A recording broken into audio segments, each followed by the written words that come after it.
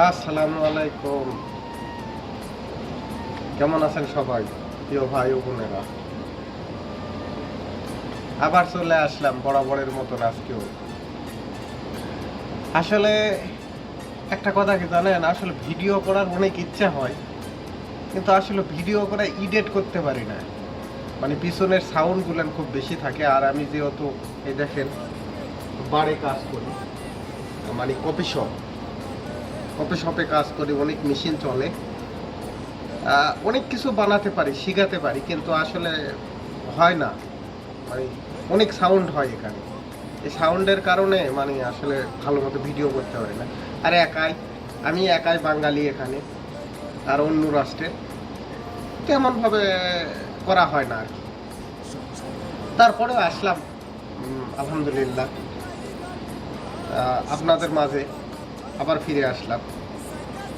তো এখন সকাল 6টার মতো, মোটামুটি কাজ শেষ। রাতে খুব কাস্টমার হয়, দিনে তেমন কাস্টমার হয় না। এই হচ্ছে ব্যাপার। আর জিজ্ঞাসা করতে পারেন বরাবরের মতন আমি কোথায় থাকি। আমি আসলে সৌদি আরবে থাকি, রিয়াদ শহরে। ওকে, একটা রেস্টুরেন্টে কাজ করি। বলবেন আবার কি কাজ করি? আমি এই যে বললামই, আমি কফি শপে কাজ করি, একজন বারিস্টার আমি। কফি, ড্রিঙ্কসের মধ্যে যে কোনো জিনিস বানাইতে পারি। ও দেখবেন আমি 2-3টা শর্ট ভিডিওতে দিছি আর কি, ইউটিউবে।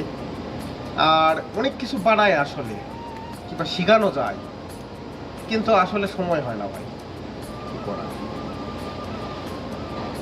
আর আরেকটা কথা বরাবরের মতন, যেটা প্রতি সময় বলে থাকি আমি, সৌদি আরবে আছি আমি, আলহামদুলিল্লাহ। তো সৌদি আরবের অবস্থা এখন বর্তমান খুবই খারাপ। তাই আমি বরাবর যে কোনো ভিডিওতে যে কোনোভাবে আমি মেসেজটা সবাইকে দিই যে মিনিমাম সৌদি আরব, মিডল ইস্টের মধ্যে কয়েকটা দেশ আছে, সৌদি আরব তার মধ্যে বেস্ট। এখন বর্তমান সিচুয়েশান খুবই খারাপ, আমার মতে না আসায় ভালো।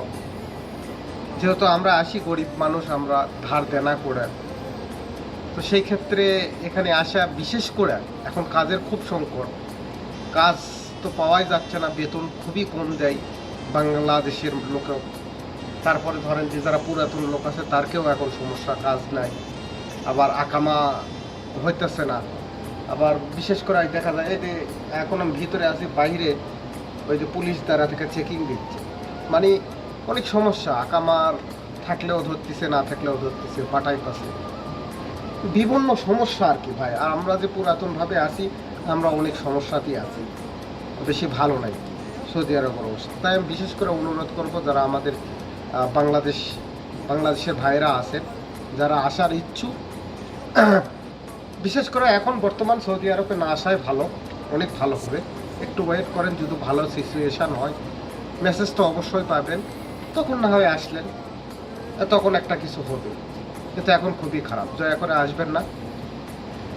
আর যদি বিশেষ করে পারেন, যদি অ্যাবিলিটি থাকে, মনোবল শক্তি যদি ভালো থাকে, তাহলে দেশে কিছু করেন, আলহামদুলিল্লাহ হয়ে যাবে। ধৈর্য সহকারে করেন, ভাঙ্গা পড়লে হবে না, কিংবা তাড়াহুড়া করলে হবে না। একটা জিনিস করেন, ছোট থেকে শুরু করেন, ইনশাল্লাহ বড় হবে। এমন মনে টার্গেট করেন যে আমিও কিছু করব এবং আরও 10 জনাকে সেখানে আনবো, করাবো, এরকম কিছু মনে করেন, ছোট থেকে শুরু করেন, তাহলে ইনশাল্লাহ হয়ে যাবে। যেটাই হোক, যে কাজই হোক।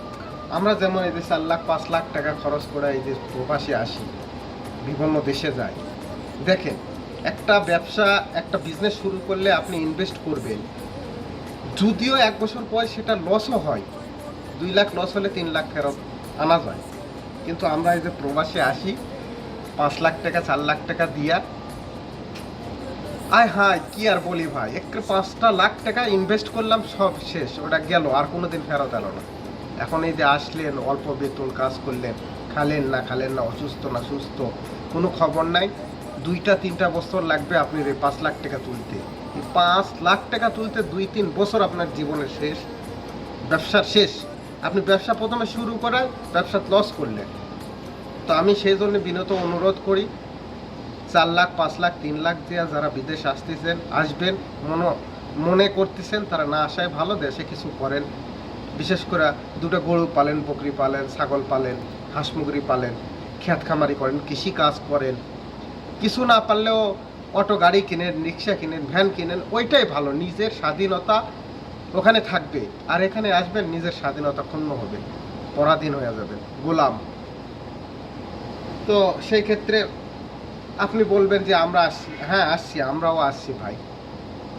আয়সা যে কি ঠেকা গেছি সেটা তো আর ভাষায় বলা যাবে না। তো যাক, দোয়া করবেন। আমি যে অবস্থায় আছি মোটামুটি ভালোই আছি আলহামদুলিল্লাহ। এই যে এখন কাজেও আছি। এই যে এটাকে বলে নানা পাতা, এটা চার সাথে দেওয়া হয়। বিশেষ করে চার সাথে দিলে আরবিরা বেশি খায় চার সাথে।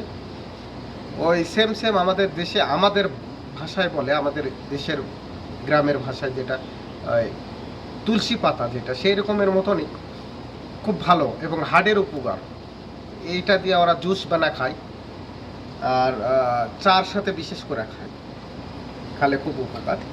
আরও অনেক কিছু আছে শিখানোর, জানার। তো আসলে সময়ও হয় না, আর এডিট করতে পারি না, তো এই জন্য ভিডিওগুলো বানাই, বেশি মজা পাওয়া যায় না। তো ঠিক আছে, আবার কোনো এক সময় দেখা হবে পরের ভিডিওতে। ও বিশেষ করে আরেকটা কথা, আমার এই চ্যানেলটা একদম নতুন। যারা দেখবেন অবশ্যই তাদেরকে ধন্যবাদ।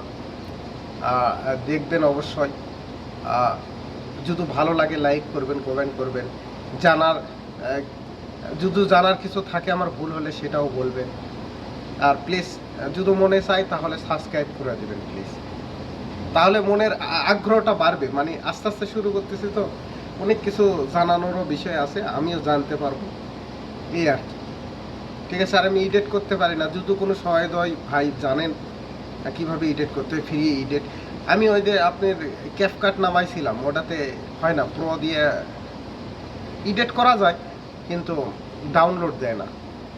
আবার অন্য আরও সফটওয়্যার কয়েকটা নামাইছি, মানে অনেক নতুন তো অনেক মনে হচ্ছে, সমস্যা মনে হচ্ছে, এই জন্য পারতেছি না।